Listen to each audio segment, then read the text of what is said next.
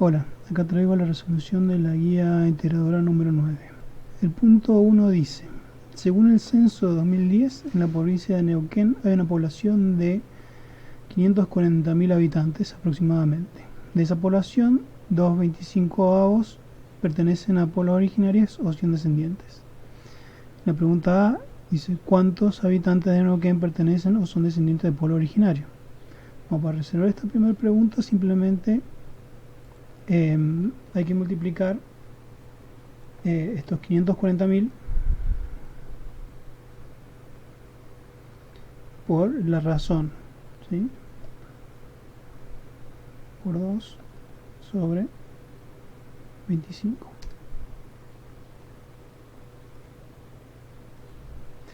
Y nos da que este número, 43.200, son pueblos originarios o descendientes. Otra manera de plantear esto es ver cuánto significa este 2,25. Simplemente dividimos 2 en 25, ¿sí?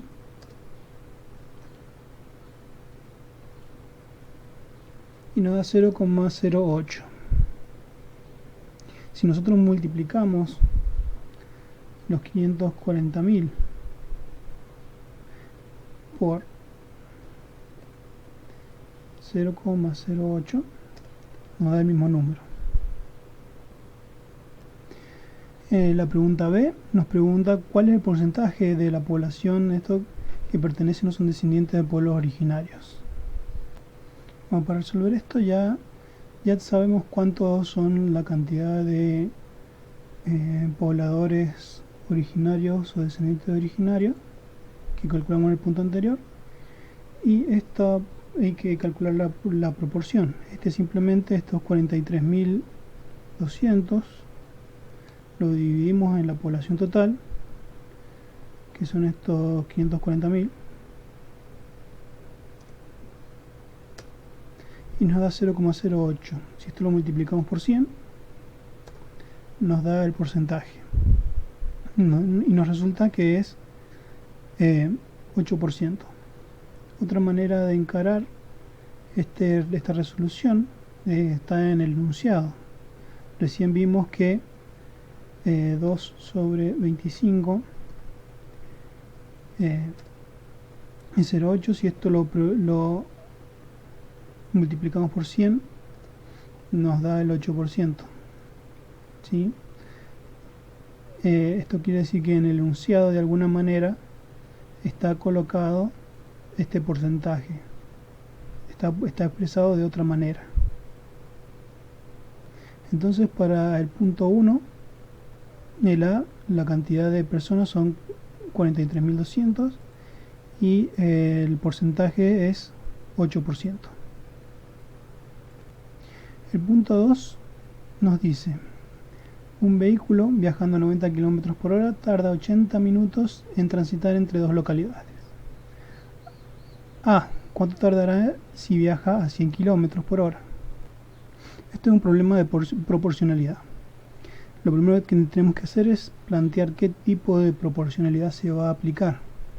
En este caso, la proporcionalidad que tenemos que aplicar es la proporcionalidad inversa. ¿Por qué?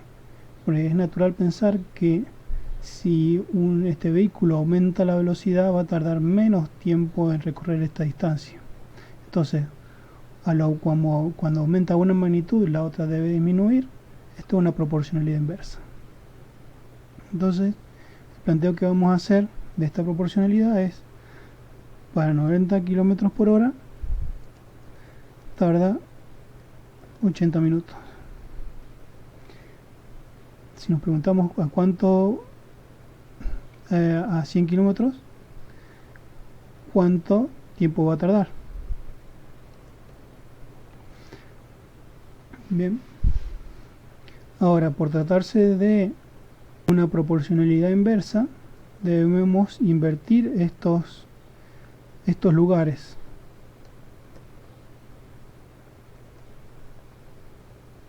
Y ahora sí podemos hacer el producto cruzado. Entonces nos queda 90 por 80 sobre 100.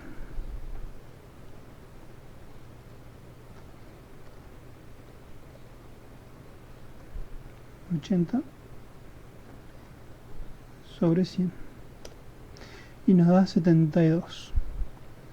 Estos 72 son los minutos que va a tardar en recorrer las dos localidades viajando a 100 km por hora. Otra manera de plantear la proporcionalidad inversa es la siguiente. O sea, 90 kilómetros tarda 80 minutos y a 100 kilómetros por hora tarda X. Por ser proporcionalidad inversa, el producto de esta magnitud por esta magnitud tiene que mantenerse constante con el producto de esta magnitud y esta magnitud. Entonces, 90 por 80 deberá ser igual a 100 por X. Si nosotros despejamos de acá a X, nos da la misma cuenta de recién. Entonces, para el punto A es 72 minutos. El punto B nos pregunta a qué velocidad debe viajar para tardar 60 minutos. En este caso, lo que nos interesa saber es la velocidad. Entonces nuestra incógnita es X. Y lo que sabemos es que queremos 60 minutos. Una vez más, esto se trata de una proporcionalidad inversa. Entonces vamos a invertir los valores antes de operar.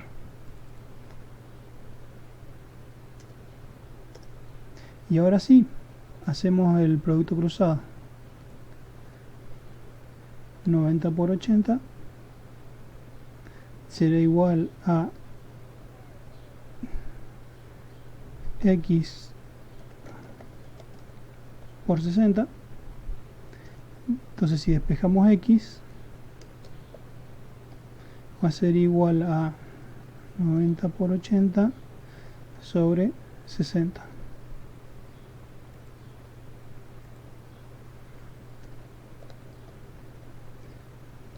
Sobre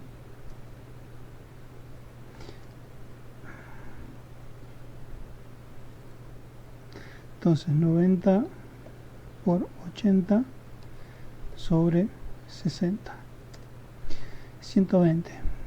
Entonces 120 es la velocidad a la que debe viajar para tardar 60 minutos.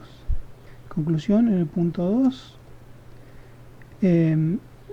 va viajando a 100 km por hora, va a tardar 72 minutos y debe viajar a 120 km por hora para tardar 60 minutos. El punto 3. Una revista de salud recomienda que una persona debe beber 2 litros de agua por día. Yo bebí una botella de agua de 250 mililitros en la escuela y una botella de 1,5 litros en mi casa. Pregunta A. ¿Bebí los 2 litros recomendados? Para resolver este apartado debemos expresar ambas cantidades en la misma unidad. En este caso resultaría un poquito más sencillo pasar de 1,5 litros a mililitros, así que vamos a hacer esa conversión. Entonces nosotros tenemos que 1,5 litros son 15 decilitros, 150 centilitros y 1500 mililitros. Teniendo esta igualdad, podemos sumarlo.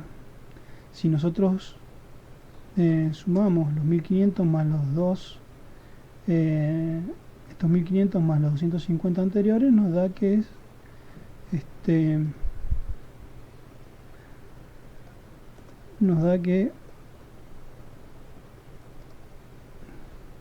son 1750 mililitros los bebidos, que esto es igual a 1,75 litros. Entonces la pregunta A, no bebí los 2 litros recomendados, sino que bebí 1,75. Para el apartado B, simplemente hay que restar el equivalente de 2 litros con esta otra cantidad, y lo que falta por beber son 0,25 litros o 250 mililitros. Entonces serían 2000 mililitros menos 1750 mililitros igual a 250 mililitros.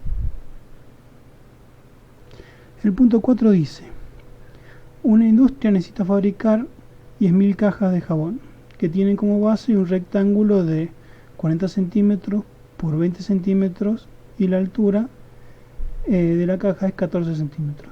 ¿Cuántos metros cuadrados de cartón se necesita necesario para fabricar las cajas? Se puede crear la situación a realizar el dibujo de una caja. Entonces, para resolver este problema, lo que debemos plantear es calcular la superficie de esta caja.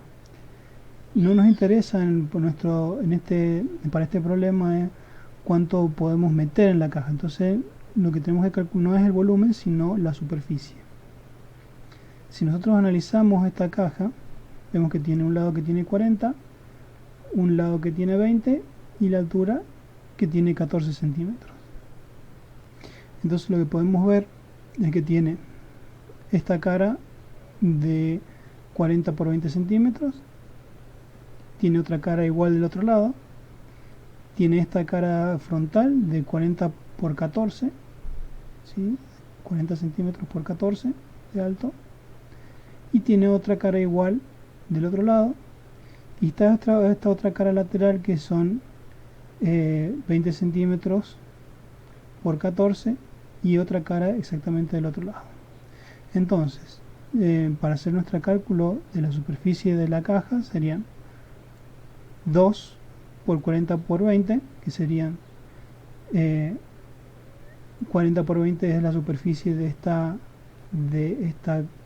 cara superior, y por 2 porque hay otra igual del otro lado, más la superficie de esta cara frontal que tiene 40 centímetros por 14 centímetros y otra más que es del otro lado, que serían dos caras iguales, y más la superficie que tiene dos caras de 20 por 14, que serían esta cara de este lado y la cara que está del otro lado. Si nosotros sacamos esta cuenta, nos da que estos son 3280 centímetros cuadrados. Entonces estos 3280 centímetros cuadrados serían la superficie que tiene una sola caja. Como nos interesa tener 10.000 cajas, tenemos que multiplicar este número por 10.000. Ese número que nos da es 32.800.000 centímetros cuadrados. Ahora nosotros podemos hacer una conversión de centímetros cuadrados a metros para responder con lo que nos pide el problema. Entonces, para pasar a centímetros cuadrados debemos mover la coma 2 lugares hacia la izquierda. 2 lugares por cada lugar, por cada unidad que nos debamos medir. Entonces, serían 380.000 decímetros cuadrados y 3.280 metros cuadrados. Entonces, la cantidad de metros cuadrados que se necesitan para construir las 10.000 cajas con estas dimensiones son 3.280.